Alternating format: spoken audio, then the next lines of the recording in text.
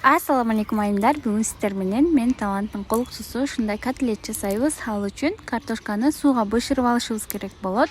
Бышырып алгандан кийин мына ушинтип эзип чыгабыз. Эзип алгандан кийин укропту таза кылып жууп, майда кылып турап, жанагы картошканын үстүнө кошобуз. Кошкондон кийин эле туз менен мурч себелейбиз. Мурч каалооңуздарга жараша колубуз менен ушинтип эзип даяр кылып алабыз дагы. Эми бош идишке 2 жумуртканы чагабыз. 2 жумуртканы чагып алгандан кийин дагы бир аз туз себелеп, кааласаңыздар сүт кошуп койсоңуздар болот, кошпой койсоңуздар деле жарай берет.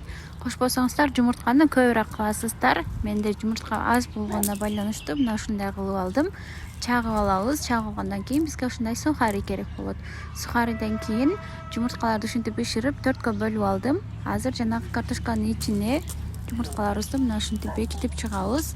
Эгерде жумуртка салбайм десеңиздер, анда сиздер сосиска салсаңыздар да болот. Аябай даамдуу, мощный чыгат. Ал дагы бул деле ал деле экөө тең. Картошканын ашыкчаларын мына ушинтип алып коебуз. Баардыгын ушинтип даяр кылып алгандан кийин майга кууруп алышыбыз керек болот.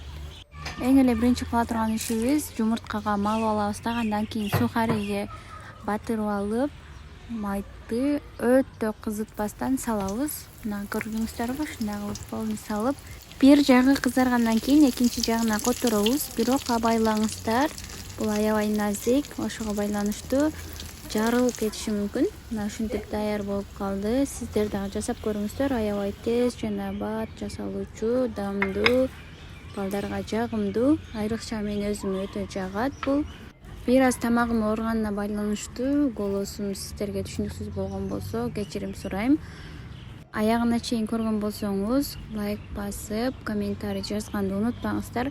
Ошондой эле менин инстаграм баракчама катталсаңыздар да болот. Ассаламу алейкум рахматуллахи ва баракатуху. Кийинки видеолордо көрүшкөнгө чейин аман болуңуздар.